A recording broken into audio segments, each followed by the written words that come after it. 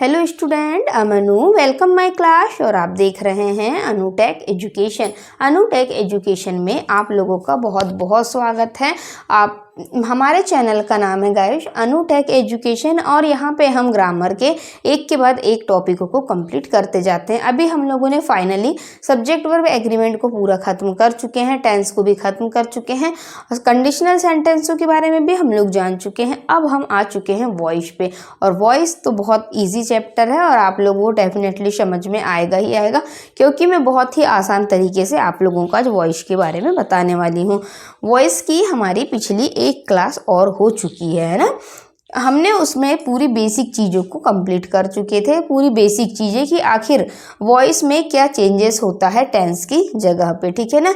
तो हमने ये भी देखा था कि सारे हमारे जितने भी टेंस होते हैं वो हमारे सारे टेंस एक्टिव वॉइस होते हैं। हमने पिछली क्लास में बात कर चुके हैं। यदि आप लोगों ने पिछली क्लास को नहीं देखा है तो आप सर्च करना अनुटेक एजुकेशन यूट्यूब पर, और आप वहाँ पे देखना कि आपको वॉइस का फर्स्ट वीडियो मिलेगा, है ना, पार्ट 1 मिलेगा। तो आप लोग जिस भी मेरी क्लास को देखते हो तो पार्ट 1, पार्ट 2, पार्ट 3 से देखिएगा, क्योंकि मैं बहुत ज़्यादा लंबी लंबी क्लासें नहीं लेती हूँ, ताकि अगर मैं लंबी क्लास लूँ आप लोगों का इंटरेस्ट ख़त्म होते जाता है, आप डिमोटिवेट होते हैं कि यार इतनी लंबी क्लास कौन देखेगा, आपको मज़ा नहीं आता है फिर पढ़ने में। और वो इम्पोर्टेंट चीज़ें जो मैं आप लोगों को बताने वाली हूँ बड़ी क्लासों के कारण छूट जाती हैं। इसीलिए मैं छोटे छोटे टॉपिकों को और बहुत आसान तरीके से एक एक चीज़ों को बताती हूँ, ताकि एग्जाम में कुछ भी आए आप लोगों से बन जाना चाहिए, है ना। तो अब हम ये प्रेजेंट इंडेफिनिट के बारे में हम थोड़ा बहुत पिछली क्लास में देख चुके थे, लेकिन हम एक बार फिर से बता देते हैं आपको। प्रेजेंट इंडेफिनिट टेंस में होता क्या है, इसमें भी सेम टेंस की तरह स्ट्रक्चर होता है ना, जैसे टेंस में होता था। तो ये टेंस का ही स्ट्रक्चर है, सब्जेक्ट प्लस मेन वर्ब की first form plus S plus object. आप लोगों को ये समझ में आ रहा होगा कि हमने ये स्ट्रक्चर कहाँ देखा है, मतलब कुछ तो समझ में आ रहा होगा ना कि इस स्ट्रक्चर को हमने आखिर देखा कहाँ है। तो हाँ, आपने देखा था ना प्रेजेंट इंडेफिनिट टेंस में हमने इसके बारे में बात कर चुके थे। तो हमने ये भी देखा था कि सारे टेंस के जितने भी सेंटेंस थे वो सब एक्टिव वॉइस में थे।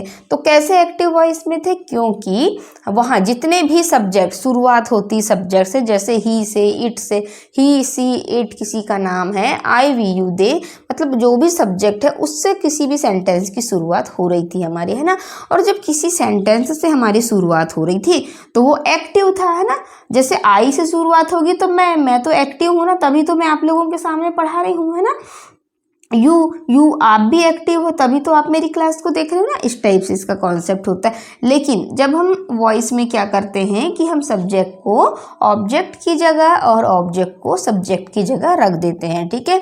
तो चलिए देखते हैं कैसे सब्जेक्ट और ऑब्जेक्ट, हमने इसके बारे में पिछली क्लास में पूरा डिटेल बात कर चुके हैं। मैं तो आप लोगों को, जिन लोगों ने पिछली क्लास नहीं देखी है उनके लिए मैं थोड़ा सा ओवरव्यू दे रही हूँ यहाँ पे, ठीक है गाइस।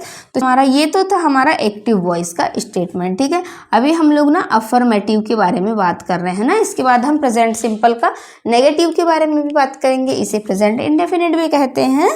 तो देखते हैं हम लोग इसमें, ये आप लोगों का स्ट्रक्चर था। फिर देखेंगे हम पेसिव वॉइस का स्ट्रक्चर। तो अभी मैंने आपको बताया कि ऑब्जेक्ट को सब्जेक्ट की जगह ढकेल के लेके आते हैं। हमने पिछली क्लास में बात कर चुके थे ना कि सब्जेक्ट हमेशा हीरो बन के क्यों घूमेगा। तो अब हम ऑब्जेक्ट को भी हीरो बनाएंगे, मतलब ऑब्जेक्ट को भी हम सामने लाएंगे। तो हमने ऑब्जेक्ट को लाया सामने। अब हमें पता है ना कि प्रेजेंट इंडेफिनिट की पहचान क्या है, या प्रेजेंट टेंस की ही पहचान क्या है। उसमें हम लोग क्या करते थे, वर्ब की फर्स्ट फॉर्म के साथ एस या ई एस तो लगाते थे, लेकिन इसमें हम देखते थे कि जब कॉन्टिन्यूस होता था तभी इज एम आर लगाते थे। लेकिन ये प्रेजेंट टेंस है और ये वर्ब इसमें सभी में चलेगी, है ना। तो प्रेजेंट टेंस की फर्क इतना ज़्यादा नहीं पड़ता है। प्रेजेंट सिंपल हो, प्रेजेंट कॉन्टिन्यूस हो, प्रेजेंट परफेक्ट हो, सिर्फ मेन वर्ब का फर्क पड़ता है बस, और कुछ नहीं है ना। तो अब हम देखेंगे इज एम आर है। तो आप सोचेंगे क्या, अरे यार ये इज एम आर लगाना कि ज़रूरी है वॉइस में, हमें फिर से टेंसों के बारे में याद रखना पड़ेगा। तो ज़रूरी तो नहीं था गाइस, बस वॉइस में होता क्या है, सिर्फ और सिर्फ मेन वर्ब की थर्ड फॉर्म को लिखा जाता है ना। हमने आपको पिछली क्लास में बता चुके थे कि वॉइस में मेन वर्ब की थर्ड फॉर्म एक आई कार्ड की तरह होती है ना, जो हम लोग गले में पहनते हैं उसकी तरह होती है ये। और उसमें होता क्या है, एक VIP लिखा रहता है ना, मतलब वॉइस इनकी पहचान है ना। ये लिखा हुआ था और एक आई कार्ड लगा होता है जो जिसके गले में मिल जाता है हमको, है ना, वॉइस के गले में, तो हम उसकी पहचान कर लेते हैं कि ये पेसिव वॉइस का सेंटेंस है। हम कहीं पर भी थर्ड फॉर्म देखेंगे तो हम वहाँ समझ जाएंगे कि हम पेसिव वॉइस और एक्टिव वॉइस तो हम पहचानने लगे हैं, क्योंकि एक्टिव वॉइस में शुरुआत ही दी रहती है सब्जेक्ट से, और जिनके सब्जेक्ट की शुरुआत होती है वो हमेशा होते हैं एक्टिव वॉइस, और जहाँ पे ऑब्जेक्ट से शुरुआत होती है वो होती है पैसिव वॉइस, और इसमें होती है सिर्फ मेन वर्ब की थर्ड फॉर्म बाय फिर प्लस सब्जेक्ट, है ना। बाय से पहचान की जाती है कि ये पेसिव वॉइस है और वर्ब की थर्ड फॉर्म से, है ना। अब देखिए हमने ऑब्जेक्ट को सबसे पहले लिखे है ना, उसके बाद is am are plus verb की third form plus by plus subject, ठीक है। ये हमने देखा पैसिव वॉइस का स्ट्रक्चर। तो चलिए अब हम एक बार इसको जमा भी लेते हैं, देख लेते हैं। जैसे हम पिछली क्लासों में देख रहे थे ना टेंस को, कि ऐसे ही स्ट्रक्चर बनाते थे, फिर दूल्हे को घोड़े पे बिठाते थे, मतलब स्ट्रक्चर को पूरा सेंटेंस पे बिठाते थे। वही कंडीशन हम यहाँ भी देखते हैं, क्या है हमारा आखिर स्ट्रक्चर। तो चलिए फर्स्ट सेंटेंस हम देखेंगे। हमने आप लोगों को इसके बारे में पूरा बता चुकी हूँ पिछली क्लास में, बस मैं आप लोगों को अभी थोड़ी सी हिंट दे रही हूँ ताकि अभी आपको मैं जब इसके नेगेटिव करवाऊँ ना तो आप लोगों को आसानी से समझ में आ जाएगा और आप कंफ्यूज नहीं होंगे, इसीलिए, ठीक है। My mother loves me. अब हमने एस या ईएस को देखा तो हमें ये समझ में आया कि ये प्रेजेंट सिंपल का है, क्योंकि इसका स्ट्रक्चर ही होता है कि सब्जेक्ट प्लस मेन वर्ब की फर्स्ट फॉर्म प्लस एस या ईएस प्लस ऑब्जेक्ट, है ना। मेन वर्ब की फर्स्ट फॉर्म के साथ एस या ईएस कहाँ लगाया जाता था, हमने पिछली क्लास में देख चुके थे, प्रेजेंट इंडेफिनिट टेंस में लगाया जाता था, है ना। तो हमने देखा यहाँ कि वर्ब की फर्स्ट फॉर्म के साथ एस या ईएस है, मतलब लव्स के साथ एस या ईएस है, तो हमने देखा ये प्रेजेंट सिंपल का है। तो हमारे दिमाग में एकदम से बात आई कि इसका तो सेंटेंस में क्या होता था, पैसिव बनाते थे हम, तो ऑब्जेक्ट इसका सामने आ जाता था और हम वर्ब को सेलेक्ट करते थे और हम इज एम आर के साथ में थर्ड फॉर्म को सेलेक्ट करते थे, बाय लगा के हम सब्जेक्ट को जैसे का वैसे उतारते। तो बहुत इजी है, आपको बिल्कुल समझ में आ जाएगा, बस आप पूरी क्लास को लास्ट तक देखिएगा। मैं आप लोगों को इंग्लिश टू इंग्लिश बिल्कुल नहीं बता रही हूँ ना, मैं जहाँ तक हो सके हिंदी मीडियम वाले बच्चे हैं उन लोगों को इंग्लिश ज़्यादा अच्छे से नहीं बन पाती है, तो मैं पूरा आप लोगों को हिंदी में बताऊँगी, है ना। हम टेंस पूरी ग्रामर को ही हम हिंदी जैसे पढ़ने वाले हैं ना। तो अब हमने देखा कि अब हमने अभी बात की है कि जब जो ऑब्जेक्ट होता है ना वो सब्जेक्ट में आ जाता है, तो जब सब्जेक्ट में आएगा तो हमने ये भी देखा था कि ऑब्जेक्टिव केस को जब हम सब्जेक्ट में लाते हैं तो आई का क्या हो जाता है, मी हो जाता है, और यदि मी है तो उसका आई हो जाता है ना। आई का मी का आई हो जाता है ना। सी का हर का सी हो जाता है। इस टाइप से इसमें चेंजेस हो जाते हैं। दे का देम हो जाता है। अभी पिछली क्लासों में प्रोनाउन में पूरी बातें करेंगे, ठीक है। तो अब हमने देखा कि मी आया यहाँ, और यहाँ आने के बाद ये सब्जेक्ट के रूप में बदल गया। हमने इसको यहाँ से धक्का लगाए थे कि भैया चलो हर बार सब्जेक्ट हीरो बनता है, इस बार तुम भी हीरो बन जाओ। अब ये यहाँ पे आया, फिर हमें पता है आई के साथ एम आता है, ठीक है। फिर हमारा स्ट्रक्चर क्या कह रहा था गाइस कि अब हम इस पे बिठा लेंगे ना, ये तो हमारा था प्रेजेंट इंडेफिनिट का स्ट्रक्चर है ना, और वो तो सभी एक्टिव में होते थे, पर हमें सिर्फ चेंज करना है पैसिव वॉइस में। तो हमने क्या किए, सबसे पहले ऑब्जेक्ट को लाए सब्जेक्ट बना दिया। तो सबसे पहले आएगा ऑब्जेक्ट, उसके बाद आएगा इज एम आर। तो ये आ गया हमारा, देखो इज एम आर में से एम, आई के साथ हम हमेशा एम को सेलेक्ट करते हैं। अब आती है हमारी मेन वर्ब की थर्ड फॉर्म। मेन वर्ब की थर्ड फॉर्म क्या थी हमारी, मेन वर्ब क्या है, हम क्या कर रहे हैं, मतलब लव कर रहे हैं किसी से, तो उसकी थर्ड फॉर्म हो गई लव्ड। बाय की जगह बाय और सब्जेक्ट की जगह सब्जेक्ट। तो हमारा सब्जेक्ट क्या था यहाँ, माई मदर, तो हमने यहाँ माई मदर को लिख दिया, ओके। अब हम सेकेंड एग्जाम्पल देखें। कुछ भी नहीं करना है, ओनली वर्ब की थर्ड फॉर्म लगाना है बस, और कुछ नहीं करना है ना। और थोड़ा सा स्ट्रक्चर में ये देखना है कि यदि प्रेजेंट टेंस का है तो इज एम आर के साथ थर्ड फॉर्म, पास्ट टेंस का है तो वाज वर के साथ थर्ड फॉर्म। बस इस टाइप से हमको याद रखना है बस, और वॉइस में कुछ भी नहीं है, बहुत आसान चैप्टर, बहुत ज़्यादा क्वेश्चन आते हैं इसके भी एग्जाम में, है ना, वॉइस के भी। सेकेंड एग्जाम्पल कहता है ही राइट्स अ लेटर, ठीक है। फिर वही बात, ऑब्जेक्ट को हमने लाया सामने, चलो भैया यहाँ पे। फिर हमने देखा इज एम आर में से सेलेक्ट करना है, तो अ लेटर सिंगुलर था इसलिए हमने इसका प्रयोग किया है ना। आप लोगों को इज एम आर का प्रयोग तो पता ही होगा सिंगुलर प्लूरल के बारे में, और जिन लोगों को नहीं पता है तो वो लोग सब्जेक्ट वर्ब एग्रीमेंट का पहला वीडियो जरूर देखना मेरा, अनुटेक एजुकेशन यूट्यूब पे सर्च करना। उसके बाद आप लोगों को सब्जेक्ट वर्ब एग्रीमेंट का एक वीडियो मिलेगा, उसमें हमारे बहुत सी क्लासों में हमने सभी में बताया है सब्जेक्ट और वर्ब कैसे एक दूसरे से एग्री होते हैं ना।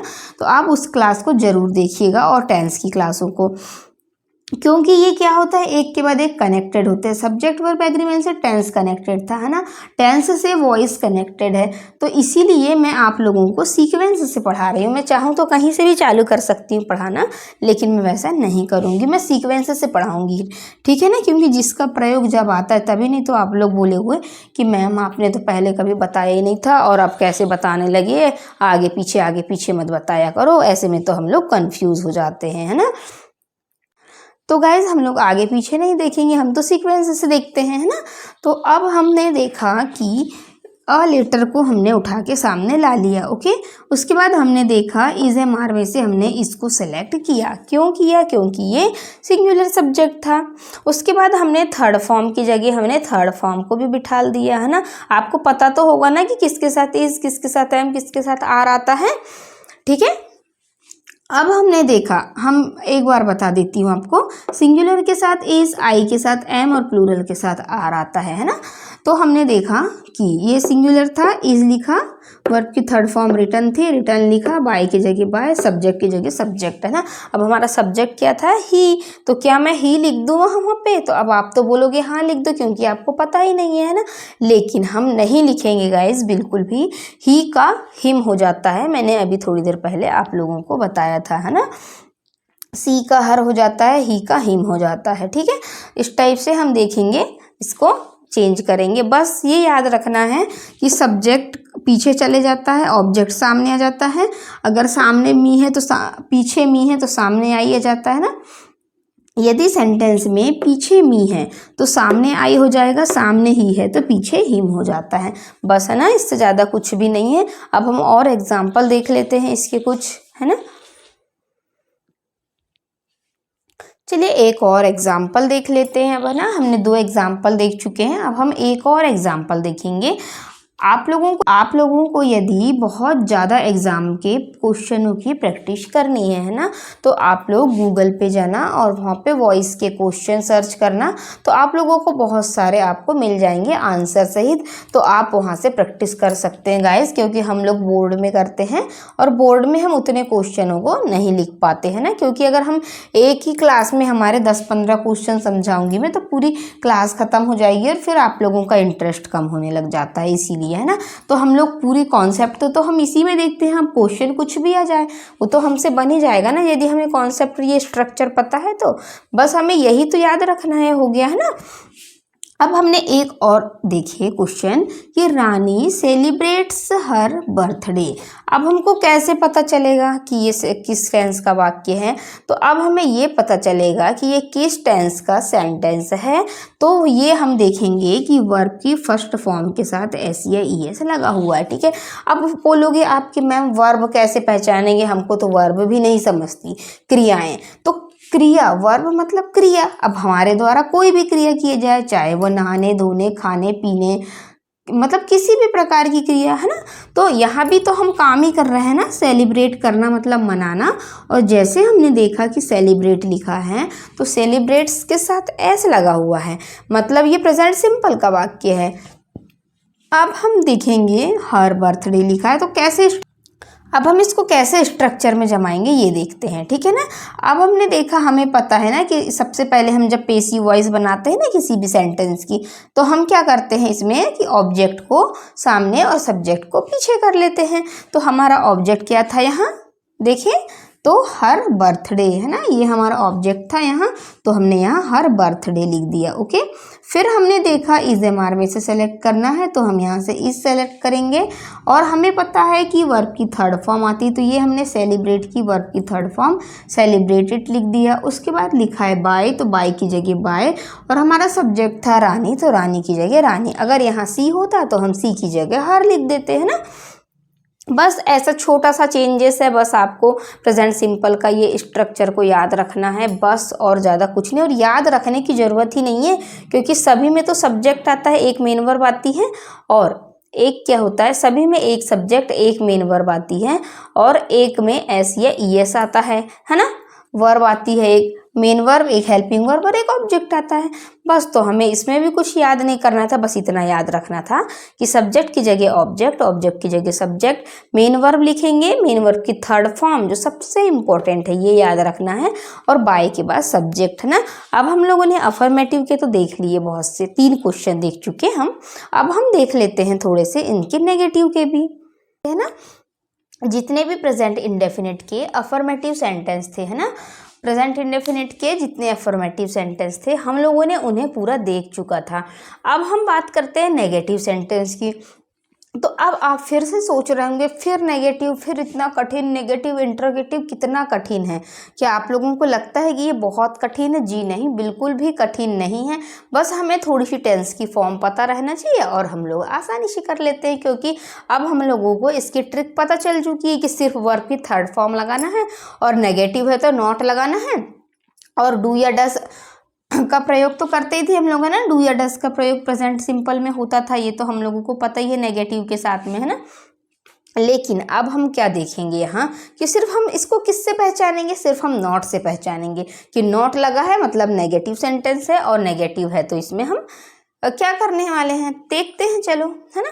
इसका भी स्ट्रक्चर क्या होता था कि इसके सभी एक्टिव का हमने देखा था प्रेजेंट इंडेफिनिट में, जो भी एक्टिव वॉइस होती थी ना, जो भी मतलब एक्टिव वॉइस को आप लोग भूल जाओ, ये तो मैंने आप लोगों को समझाने के लिए बताया था कि जितने भी एक्टिव मतलब सब्जेक्ट सामने वाला होता है वो सारे सेंटेंस एक्टिव होते हैं, ठीक है। तो इनको हम एक्टिव वॉइस भी बोल सकते हैं क्या, बोलते ही हैं। अब हमने देखा सबसे पहले सब्जेक्ट आता था, जी हाँ बिल्कुल आता था। उसके बाद हमने देखा कि डू डस भी आता था इसके बाद, है ना। तो डू डस का प्रयोग किया हमने, है ना, नेगेटिव बना रहे हम इसीलिए। फिर हमने देखा नेगेटिव है तो नॉट तो लगेगा ही, बिना नॉट के नेगेटिव बनेगा ही नहीं। फिर हमने देखा मेन वर्ब की थर्ड फॉर्म होती थी और ऑब्जेक्ट होती थी, तो जी हाँ बिल्कुल होती थी।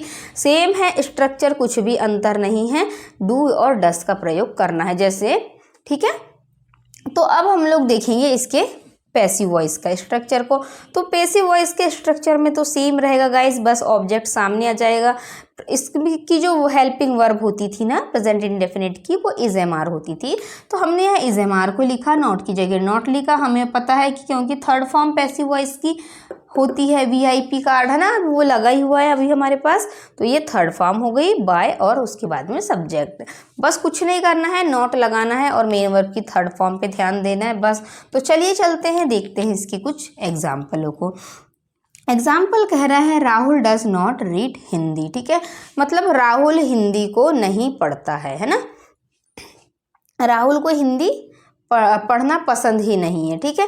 तो क्यों पसंद नहीं है भैया, क्योंकि वो इंग्लिश पढ़ता है ना, इसीलिए, क्योंकि हम लोग इंग्लिश को बहुत अच्छे तरीके से पढ़ते हैं, इसीलिए राहुल को सिर्फ हिंदी पढ़ना में बिल्कुल अच्छा नहीं लगता, इसीलिए राहुल को हिंदी पढ़ना अच्छा नहीं लगता, वो इंग्लिश पढ़ता है क्योंकि वो हमारी क्लास देखता है इसीलिए, है ना। तो चलिए देखते हैं अब हम इसका नेगेटिव कैसे बनेगा, और नेगेटिव के साथ साथ इसका बताइए ना, आप ही लोग बताइए, नेगेटिव के साथ साथ अब हम इसका क्या देखने वाले हैं, पैसिव वॉइस बनाने वाले हैं, ठीक है। हमारा सेंटेंस एक्टिव है, बिल्कुल है। हमारा सेंटेंस ऊपर वाले सेंटेंस में मैच हो रहा है कि नहीं, पहले देख लो आप लोग। हमने देखा एक्टिव वॉइस का स्ट्रक्चर में सब्जेक्ट होता है, सब्जेक्ट के बाद डू डज होता है, उसके बाद में नॉट होता है, उसके बाद मेन वर्ब होती है, उसके बाद ऑब्जेक्ट होता है, हाँ बिल्कुल होता है ना, एक्टिव वॉइस में होता है। अब हम पैसिव वॉइस के स्ट्रक्चर में बिठा लेंगे कि ऐसे ही बैठ रहा है कि नहीं, ये देखते हैं बैठता है कि नहीं अपनी जगह पे। ये होता है इसमें ऑब्जेक्ट, और हमारा ऑब्जेक्ट क्या है, यहाँ हम बोल रहे हैं ना पीछे वाले को सामने, तो हमारा ऑब्जेक्ट हिंदी सामने आ जाएगा, क्योंकि हिंदी सिंगुलर है इसलिए यहाँ इज आ जाएगा। राहुल सिंगुलर था इसलिए डज आया था, क्योंकि हम ऊपर वाला सेंटेंस जो भी रहेगा वो हमारा प्रेजेंट टेंस में काम करेगा, और नीचे वाला जो है हमारा वो पैसिव वॉइस में काम कर रहा है ना। और एक्टिव सेंटेंस है ऊपर वाला, और नीचे वाला है हमारा पैसिव सेंटेंस, ठीक है ना। ये एक्टिव सेंटेंस है, ये पैसिव सेंटेंस है, ठीक है। ये प्रेजेंट सिंपल में चलेगा पूरा, और ये पैसिव वॉइस में चलेगा। तो अब हम देखते हैं हिंदी की जगह हमने, हिंदी हमारा ऑब्जेक्ट था, हिंदी की जगह हमने हिंदी को लिखा।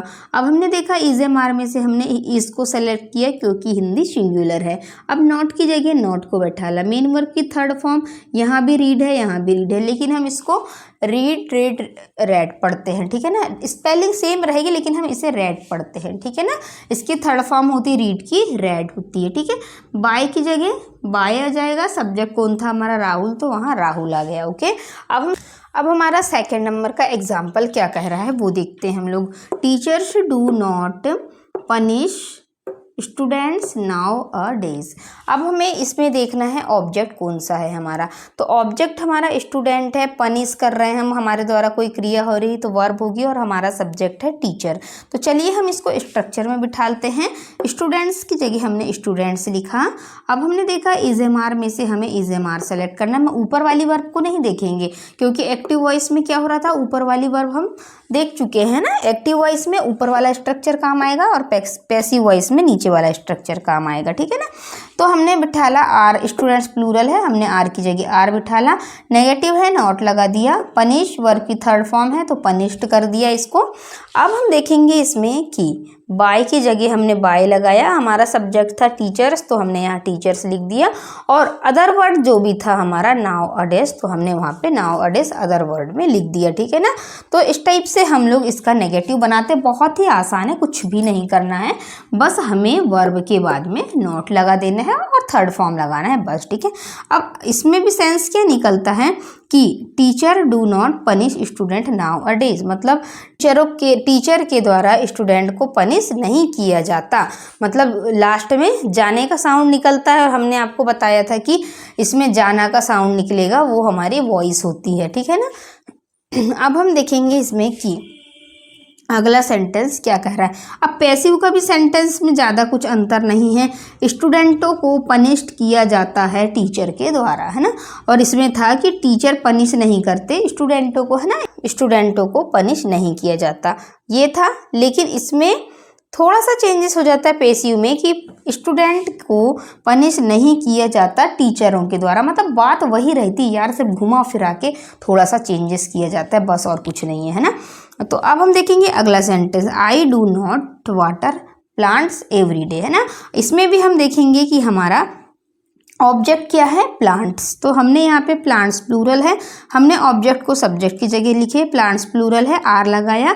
नेगेटिव है, नॉट लगाया। वाटर की थर्ड फॉर्म वाटर्ड होती है। बाय, आई का मी बन जाएगा, ठीक है। आई पीछे गया, मी बन गया, और हमारा अदर वर्ड था एवरीडे। तो इस टाइप से हम लोग सेंटेंसों को करते हैं। बहुत आसान है, सिर्फ आप लोगों को एक बार स्ट्रक्चर देखना है, और कोई भी सेंटेंस दे दे सिर्फ हमें स्ट्रक्चर पे बिठाना है बस।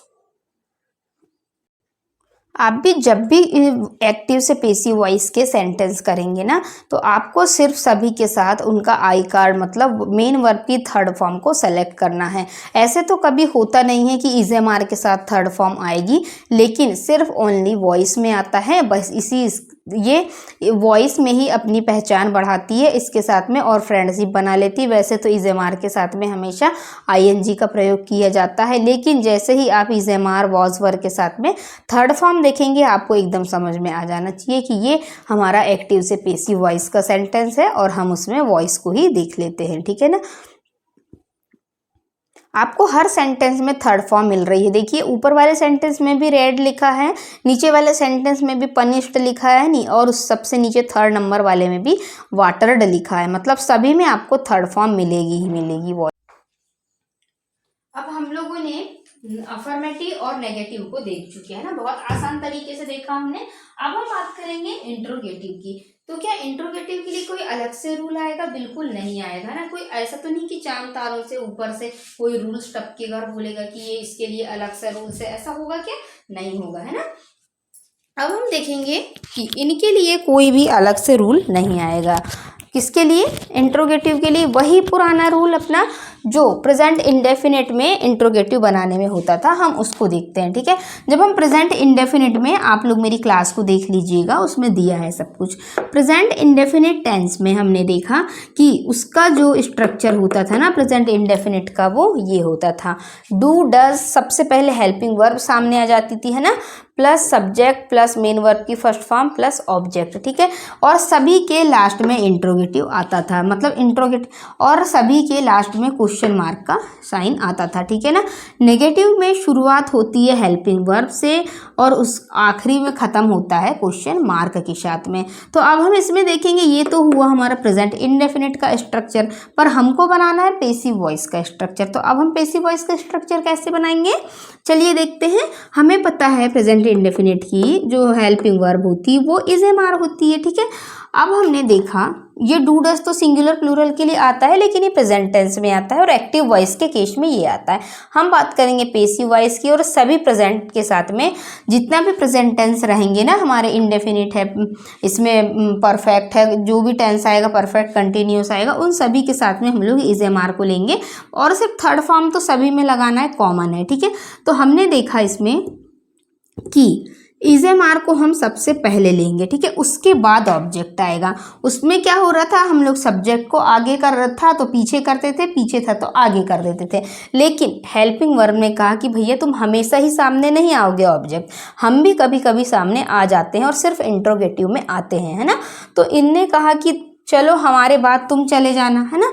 तो इसने क्या किया, सब्जेक्ट को, कि जो हमारी हेल्पिंग वर्ब है ना, तो हमारी हेल्पिंग वर्ब ने क्या किया कि इनने ऑब्जेक्ट की जगह आ गई ये खुद और कर दिया ऑब्जेक्ट को पीछे, ठीक है। कोई बात नहीं, ऑब्जेक्ट को कोई बुरा नहीं लग रहा है इससे। अब हमने देखा प्लस, फिर हमने देखा मेन वर्ब की हमारी थर्ड फॉर्म कौन सी है। अब मेन वर्ब की थर्ड फॉर्म तो हमें पता ही है, आई कार्ड। इनकी पहचान क्या है, वॉइस इनकी पहचान है, ये एक आई कार्ड लगा है ना। और हर एक पैसिव वॉइस के साथ आई कार्ड लगा होता है और वर्ब की थर्ड फॉर्म लगी होती है। थर्ड फॉर्म बाय, फिर उसके बाद आ गया सब्जेक्ट, ठीक है ना। तो क्या अब हमको इन सब चीज़ों को रटना पड़ेगा, हमें तो ये पता है ना कि प्रेजेंट सिंपल टेंस का स्ट्रक्चर में डू डज का प्रयोग किया जाता है, और उसी का जब हम पैसिव वॉइस बनाएंगे तो इज एम आर का प्रयोग करेंगे। और जब नेगेटिव बनाते थे तो नॉट लगाते थे, और इंट्रोगेटिव लगाएंगे तो हम पहले हेल्पिंग वर्ब को सामने लिखेंगे, उसके बाद में ऑब्जेक्ट लिखेंगे, ठीक है ना। इस टाइप से हम देखेंगे। अब हम इसके कुछ क्वेश्चंस देख लेते हैं, बहुत आसान है ये भी। अब हम लोग इंट्रोगेटिव के कुछ एग्जाम्पल भी देख लेते हैं। इंट्रोगेटिव के बारे में हम तो देख ही चुके हैं ना, कि इसमें सिर्फ क्या आ जाएगा, जब हम इसकी पेसिव वॉइस एक्टिव वॉइस में हमारे पास दिया रहेगा डू डज से, है ना, डू डज दिया रहेगा स्टार्टिंग में। हमको पेसिव बनाना है, तो हम जब पेसिव बनाएंगे तो इज एम आर से चालू करेंगे हम लोग, ठीक है ना। तो अब हम देखते हैं क्वेश्चन को, डू यू प्ले पबजी, क्या तुम पबजी खेलते हो, है ना, या तुम्हारे द्वारा पबजी खेला जाता है, ठीक है। तो क्या तुम्हारे द्वारा पबजी खेला जाता है, अगर खेला जाता है तो प्लीज़ बिल्कुल बंद कर देना, क्योंकि पबजी अच्छा गेम नहीं है, ओके। तो अब हमें पता है पबजी एक सिंगुलर गेम है, ऑब्जेक्ट को हमने सामने लाया, प्ले हमारी वर्ब थी, यू हमारा सब्जेक्ट था। अब हमने देखा कि हमें पता है इज एम आर में से सबसे पहले हमें इज एम आर लेना है, क्योंकि हम पेसिव वॉइस बना रहे हैं ना, और जब पेसिव वॉइस बनाते हैं हम गाइस, तो सबसे पहले हम इज एम आर को सामने लाते हैं ना। तो हमारी हेल्पिंग वर्ब सामने आई इज, ठीक है। उसके बाद था हमारा ऑब्जेक्ट था हमारा पबजी को हमने सामने लाया। फिर मेन वर्ब की थर्ड फॉर्म, मेन वर्ब हमारी प्ले थी, इसका प्लेड हो गया, ठीक है। अब देखिए हमने बाय का बाय, और सब्जेक्ट हमारा था यू का यू हो जाएगा, ठीक है। यू में कोई चेंजेस नहीं होगा। सेकंड एग्जांपल दिया है, तो इसका भी वही मीनिंग निकलेगा कि पबजी खेला जाता है तुम्हारे द्वारा, और यहाँ पे भी सेंस निकल रहा था कि तुम्हारे द्वारा पबजी खेला जाता है, ठीक है। यहाँ पे भी सेंस निकलेगा कि तुम पबजी खेलते हो, ठीक है, या तुम्हारे द्वारा पबजी खेला गया। तो इसमें भी वही सेंस निकलेगा कि क्या तुम्हारे द्वारा पबजी खेला गया। इसमें सेंस निकल रहा था कि क्या तुम्हारे द्वारा पबजी खेला गया। और इसमें देखेंगे इसमें सेकंड एग्जांपल को, ठीक है ना, does she wash your cloth, ठीक है। ये अब हमारा प्रेजेंट सिंपल का था, ये भी हमारी एक्टिव वॉइस थी। तो हमने देखा कि हमेशा हमारी हेल्पिंग वर्ब जो होती है ना डू डज वाली सामने आती, यही इंट्रोगेटिव की पहचान है और कुछ नहीं। इंट्रोगेटिव में क्या होता है गाइस कि सबसे पहले आता है सामने वाला सेंटेंस, और सामने डू डज का प्रयोग किया जाता है, या हेल्पिंग वर्ब, और लास्ट में क्वेश्चन मार्क, उसी से हम इसकी पहचान करते हैं। अब हम थोड़ा देखते हैं जल्दी कि डज की जगह यहाँ पे क्या लिख दिए हमने, आर लिख दिए। इज एम आर में से आर क्यों लिखे, क्योंकि योर एक क्या है, एक प्लूरल है, ठीक है। यू एक प्लूरल है, सब्जेक्ट है, और यू के कारण हम लोगों ने यहाँ पे आर लिख दिया, ठीक है। अब ऑब्जेक्ट क्या था हमारा, क्लॉथ्स है ना। लास्ट में तो हमने पीछे वाले को सामने लाते थे, क्लॉथ। वर्ब की थर्ड फॉर्म क्या लगाना था हमें, वॉश की, वॉश्ड हो जाएगी। ये हमारी वर्ब थी, वर्ब को हमने लगा वॉश्ड करा यहाँ पे। अब हमने लगा बाई, अब हमने यहाँ लगाया बाय, और उसके बाद में हमने लगा दिया यहाँ पे क्या था हमारे सेंटेंस में, देखिए सी का यहाँ पे हो जाएगा हर, ठीक है ना। क्योंकि अब ये ऑब्जेक्ट, यहाँ सब्जेक्ट था, लेकिन ये सब्जेक्ट अपनी कुर्सी को बदल के ऑब्जेक्ट की जगह जब आएगा, और जब ये ऑब्जेक्ट की जगह आएगा तो ये इसको अपने कपड़े चेंज करने पड़ेंगे। कैसे चेंज करने पड़ेंगे, जैसे हम स्कूल जाते हैं ना, तो स्कूल जाते हैं तो अलग यूनिफॉर्म पहनते हैं, घर में आते हैं तो अलग यूनिफॉर्म पहनते हैं। उसी प्रकार सी को भी यहाँ पे अपनी ड्रेस चेंज करके अपनी दूसरी ड्रेस को पहनना पड़ेगा जो ऑब्जेक्ट वाली थी, ठीक है ना। अब हम देखते हैं अगला example, do you give food to the beggar, ठीक है। तुम भिखारी को कि फूड क्या करते हो, देते हो, ठीक है ना, या तुम्हारे द्वारा भिखारी को फूड दिया जाता है, ठीक है। लास्ट में जाने का सेंस आना चाहिए, जाता है। अब हमें पता है फूड सिंगुलर है, इसलिए हमने इज लिखा, ठीक है। हमको इस स्ट्रक्चर पे बिठाना है ना, तो इसको हमने यहाँ इज लिखा, फूड की जगह हमने फूड लिख दिया, फूड। अब हमारे सामने दो प्रॉब्लम निकल के आती हैं कि अब हमारे सामने तो दो ऑब्जेक्ट दे दिए, और अब हम सर पकड़ के बैठ जाते हैं कि यार दो ऑब्जेक्ट में हम अब किस वाले को सेलेक्ट करें। तो अब काम हो रहा है, हम क्या करते हैं कि सबसे ज़्यादा हमारी चॉइस किस पे है उसको देखते हैं हम लोग, है ना। हम काम कर रहे थे देने का, है ना, गिव मीन्स देना। तो देने के हमारी जो वर्ब होती है ना, वर्ब के तुरंत बाद जो ऑब्जेक्ट आता है हमारी फर्स्ट चॉइस, हम उसी को मानते हैं। एक ऑब्जेक्ट ये भी था, एक ऑब्जेक्ट ये भी था, लेकिन हमारी वर्ब के साथ जो ऑब्जेक्ट लगा हुआ है वर्ब के जस्ट पास में, हम पहले उसी को सेलेक्ट करेंगे, है ना। तो हम उस वाले ऑब्जेक्ट को सेलेक्ट कर लेते हैं और फिर देखते हैं कि क्या आएगा इसमें, है ना। तो वाह यार कितनी अच्छी बात बताई, सोच रहे होंगे आप भी, ये तो हमें पता ही नहीं था। यदि दो ऑब्जेक्ट आ जाएं तो हम पहले किस ऑब्जेक्ट को लेंगे, तो हम पहले वर्ब के क्लोज वाले को लेंगे, ठीक है, पास वाले को लेते हैं हम। तो हमने देखा इसकी जगह हमने इज लिख दिया। अब दो ऑब्जेक्ट थे हमारे, तो हमने दो ऑब्जेक्ट में पहले वाले ऑब्जेक्ट को लिखा क्योंकि हमारी ये वर्ब थी, ठीक है। ये अब वर्ब की थर्ड फॉर्म लिखेंगे हम यहाँ, तो गिव की गिवन हो जाएगी टू द बेगर, ठीक है ना। ये हमारा पूरा ऑब्जेक्ट हो गया दूसरा, है ना। मेन ऑब्जेक्ट था हमारा, क्या था हमारा मेन ऑब्जेक्ट, फूड, है ना। मेन ऑब्जेक्ट के बाद में दूसरा ऑब्जेक्ट बचता है हमारे पास में, ये हमने पूरा लिख दिए फिर, ठीक है ना। फूड टू द बेगर आ गया ये, है ना। दूसरा वाले को भी हमने यहीं पे जोड़ दिए। अब हमारा आता है बाय, और बाय के बाद आता है सब्जेक्ट, और सब्जेक्ट हमारा यू था, तो यू का यू ही होता है, इसमें कोई चेंजेस नहीं होता है।